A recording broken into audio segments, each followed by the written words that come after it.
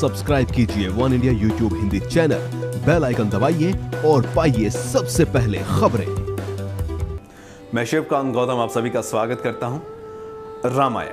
रामायण का नाम जहन में आते ही हमें भगवान श्री राम याद आते हैं, माता सीता याद आती है, बजरंगबली हनुमान भी याद आते हैं, रावण भी याद आते हैं।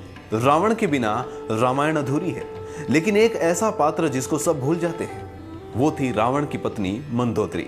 मंदोदरी को जब भी कोई याद करता है तो यही सोचता होगा कि वो रावण की पत्नी थी, लंका की पटरानी। और जिस तरीके से वो लंका का एक दर्पण हमारे सामने आता है, सबके दिमाग में यही चलता होगा कि मंदोदरी तो बड़े ऐशो आराम से रहती होंगी। मंदोदरी आखिर थी कौन, कहां से आई?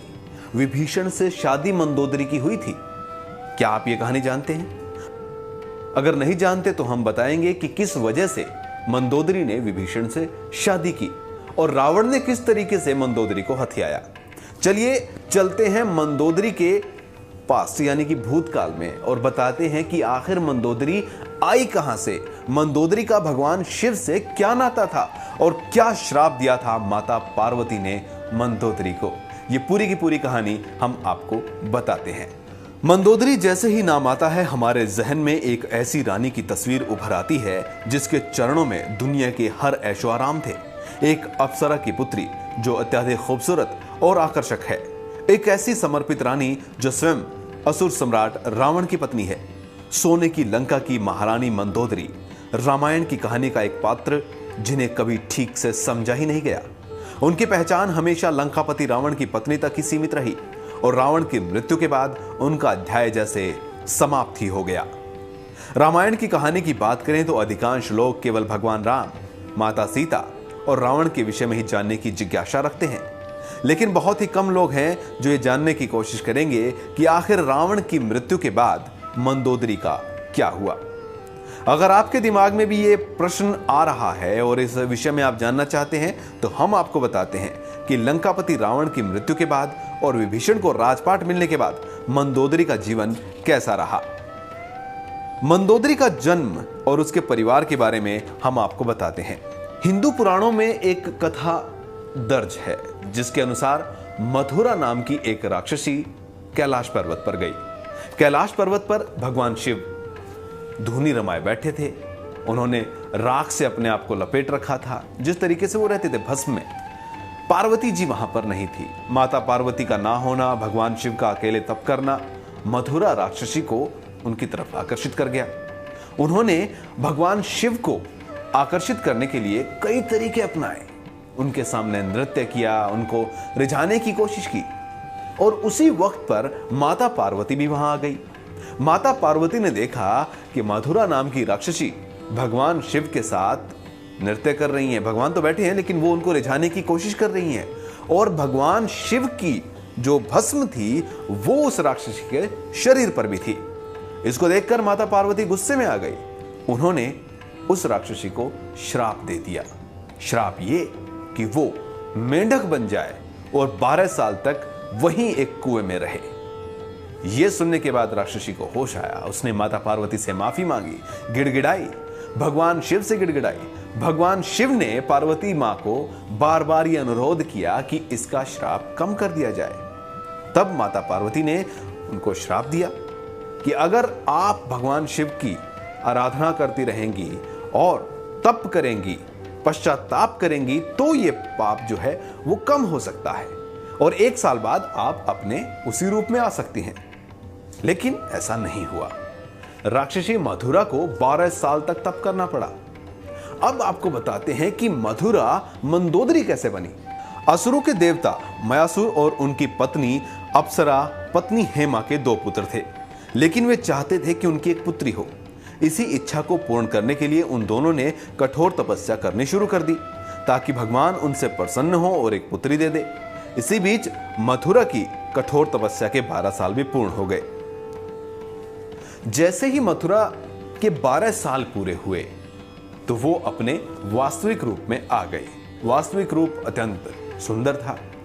कुएं में पड़ी पड़ी मथुरा ने आवाज लगाई कि उसे कोई बचाए। वहीं पर मयासुर और उनकी पत्नी हेमा तपस्या कर रहे थे। उन्होंने ये आवाजें सुनी और कुएं से मथुरा को बाहर निकाला और उसको ही अपनी पुत्री बनाकर मंदोदरी बना लिया। अब आपको बताते हैं कि रावण और मंदोदरी की शादी कैसे हुई। रावण जो कि लंकापति थे, वो राजा जो कि असुरों के राजा मयासुर थे, उनसे मिलने के लिए गए। वहां पर जाके उन्होंने देखा कि बहुत ही सुंदर है उनकी पुत्री और उन्होंने अपने विवाह का प्रस्ताव मंदोदरी के सामने रख दिया, लेकिन मयासुर ने मना कर दिया। चूंकि रावण बहुत बलशाली था, उन्होंने बलपूर्वक मंदोदरी से शादी जो है कर ली। जबरन शादी में मंदोदरी की भी हार रही। मंदोदरी ये जानती थी कि राक्षस राज रावण अपने कर्मों की वजह से विनाश की ओर बढ़ रहा है, लेकिन फिर भी अपने पिता को और अपनी माता को और अपनी प्रजा को बचाने के लिए मंदोदरी ने रावण से शादी कर ली। रावण से शादी के बाद जब वो लंका पहुंची, वहां पर भी उन्होंने भगवान राम की और माता सीता के अपहरण की जो घटनाएं थी, उन पर रावण को बहुत समझाया कि वो माता सीता को भगवान श्री राम के हवाले कर दे, लेकिन रावण नहीं माना। मंदोदरी के 3 पुत्र थे, मेघनाद, अतिकाय और अक्षय। अक्षय जिसका हम सब जानते हैं कि भगवान बजरंगबली ने किस तरीके से अशोक वाटिका में संहार किया था।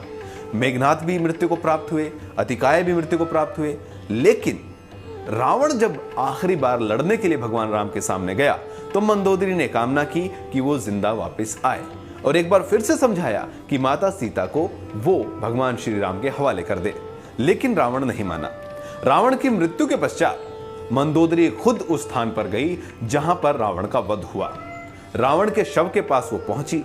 वहां पर उन्होंने लंका को देखा, लंका के लोगों को देखा, लंका की प्रजा को देखा, लंका के राक्षस जो लोग थे उनके शवों को देखा और वो बहुत दुखी हुई।